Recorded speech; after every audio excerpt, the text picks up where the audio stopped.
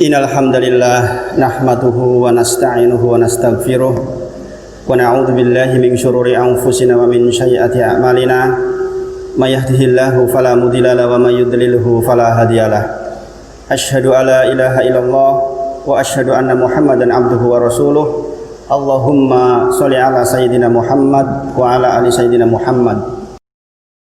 Ya ayyuhalladzina amanu taqullaha haqqa tuqatih wala tamutunna illa wa antum muslimun. Ya ayyuhalladzina amanu taqullaha wa qulu qawlan syadida yuslih lakum a'malakum wa yaghfir lakum dzunubakum wa may yuti'illaha wa rasulahu faqad faza fawzan 'azima. Subhanaka la ilma lana illa ma 'allamtana innaka antal alimul hakim. Rabbi shrah li sadri wa yassir li amri wahlul 'uqdatam min lisani yafqahu qawli. Amma ba'd. Jamaah salat Jumat yang dirahmati Allah, bersyukur kita kepada Allah dengan ucapan alhamdulillahirabbil alamin atas semua nikmat yang Allah berikan kepada kita dalam berbagai macam bentuk dan rupanya, sehingga kita bisa melaksanakan satu di antara kewajiban kita sebagai seorang muslim, melaksanakan salat Jumat secara berjamaah, dan kita memohon kepada Allah, berharap kepada Allah agar sholat Jumat kali ini menjadi salah satu sholat Jumat terbaik kita, khusyuk melaksanakannya, dan mudah-mudahan menjadi satu di antara sekian banyak amal kita yang bisa kita bawa pulang ke hadapan Allah Subhanahu wa Ta'ala, sehingga menjadi hujah kita dan peringan kita ketika ditimbang di akhirat nanti, di timbangan yang baik, dan mudah-mudahan termasuk amal yang diterima oleh Allah Subhanahu wa Ta'ala.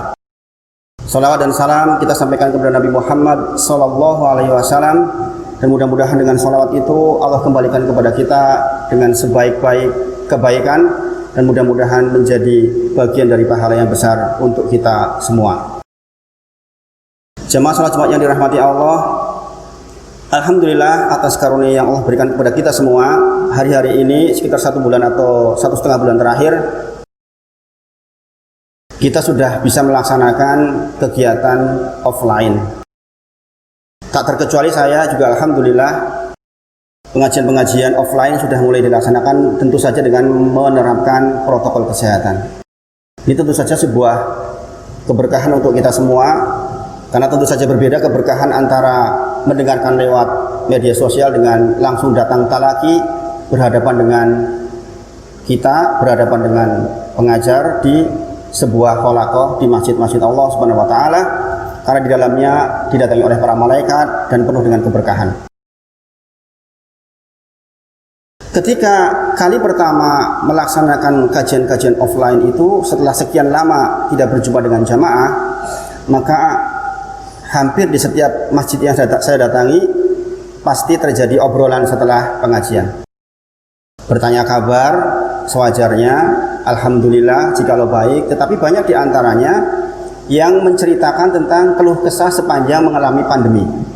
Ada yang kehilangan pekerjaan, ada yang bahkan rumah tangganya menjadi berantakan karena suasana ekonomi yang tidak baik, dan berbagai macam.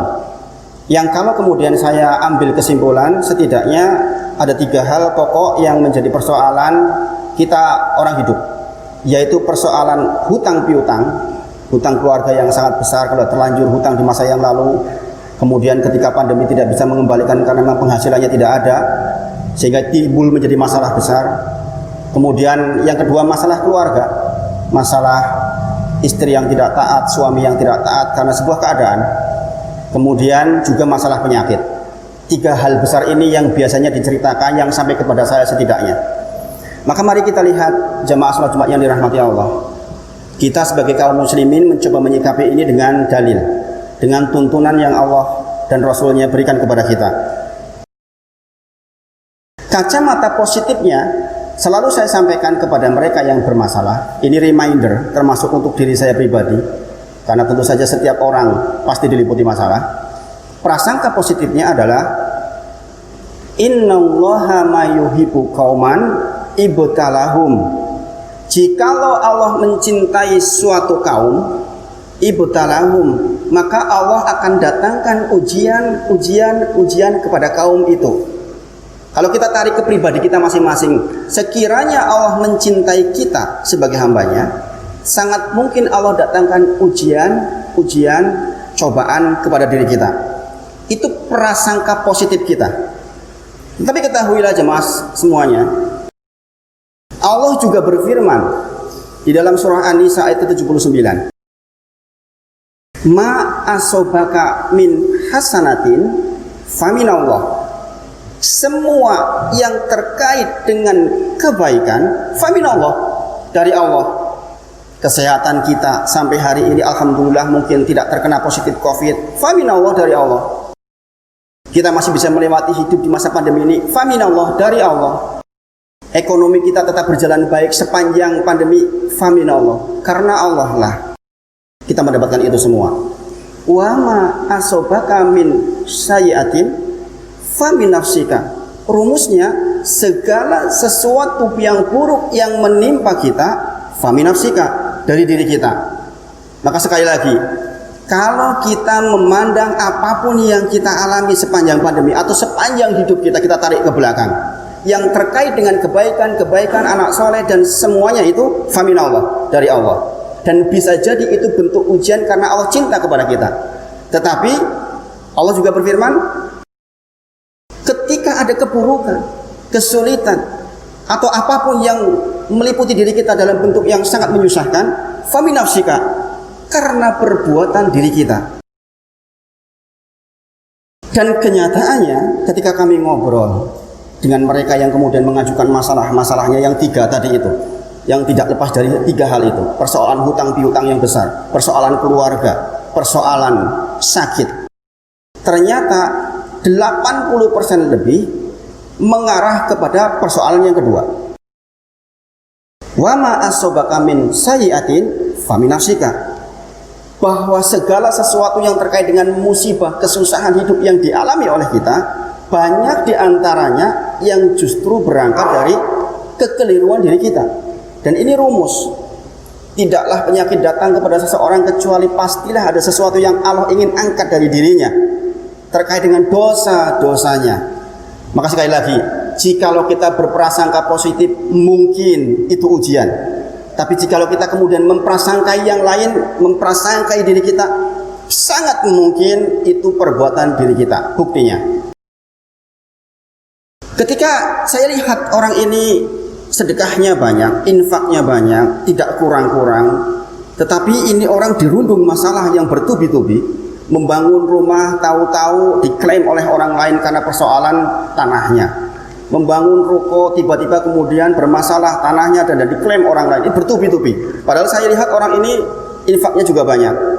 Maka kemudian ketika ditarik ke belakang lagi, kita ngomong hati ke hati, bahwa ini ayatnya mengatakan begini, Pak, wa ma asobaka min sayyi'atin, segala sesuatu yang buruk yang menimpa kita, famin nafsika, atas perbuatan dari kita. Maka kemudian bahkan dia mengakui, iya, sekitar 10 tahun yang lalu saya berzina.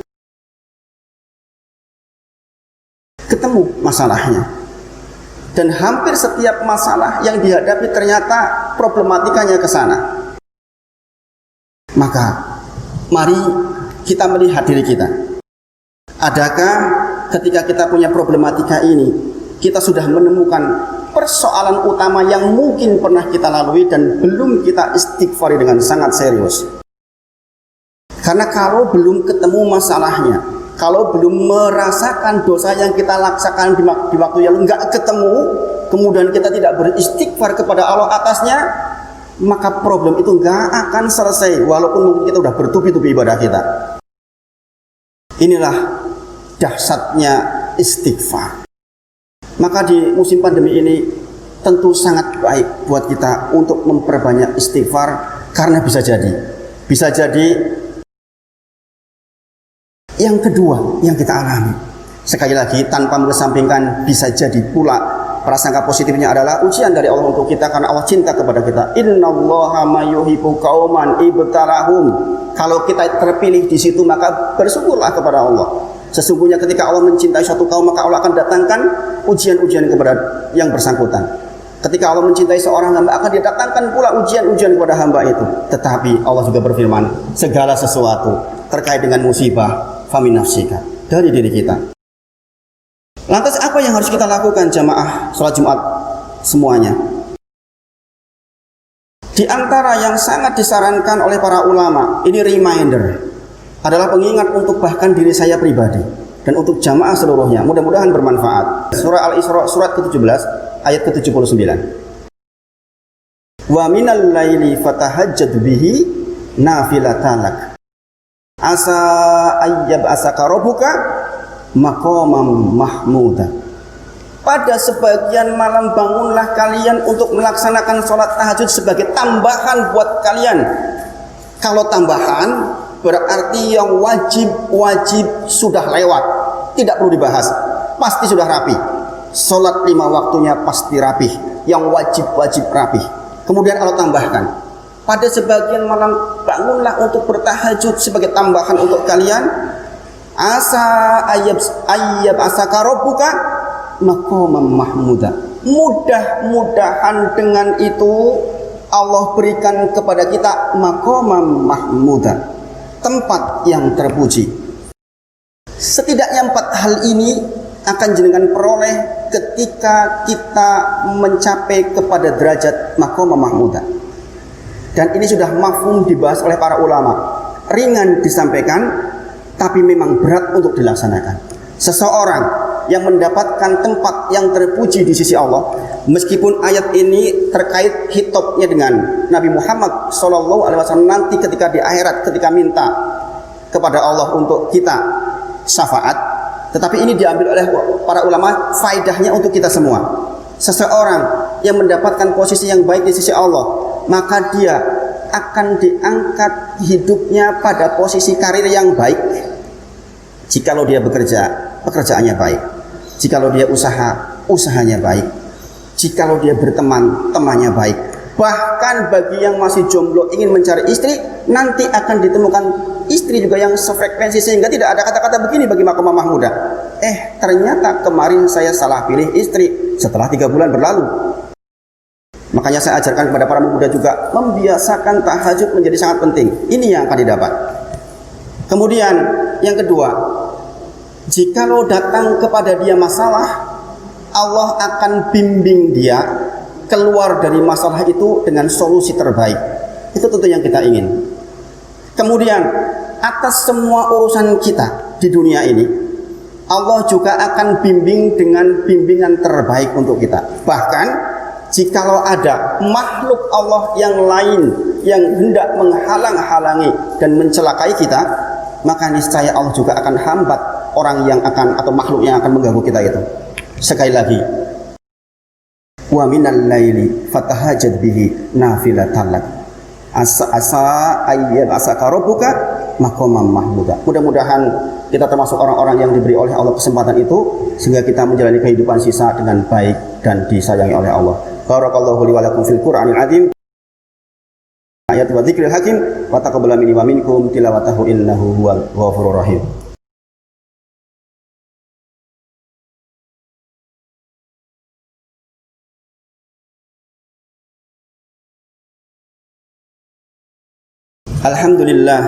Alhamdulillahi rabbil alamin.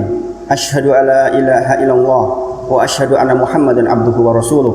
Allahumma sholli ala sayyidina Muhammad wa ala ali sayyidina Muhammad. Ya ayyuhalladzina amanu taqullaha haqqa tuqatih wa la tamutunna illa wa antum muslimun. Wahai sekalian orang-orang yang beriman, bertakwalah kepada Allah dengan sebenar-benarnya takwa, wa la tamutunna, dan jangan sekali-kali kita meninggal illa kecuali wa antum, panjenengan semua muslimun, sebagai seorang muslim. Di khutbah kedua ini, mungkin di antara yang hadir ketika mendengarkan khutbah pertama akan bertanya, itu tetangga saya nggak pernah sholat, itu ternyata hidupnya normal-normal saja, baik-baik saja, usahanya berkembang, bahkan anak-anaknya pun sehat-sehat. Itu terlihat nggak pernah beribadah, bahkan ketika ke masjid dia ke diskotik, biasa-biasa saja, normal-normal saja, sehat-sehat saja. Mungkin sobat itu meliputi panjenengan semua.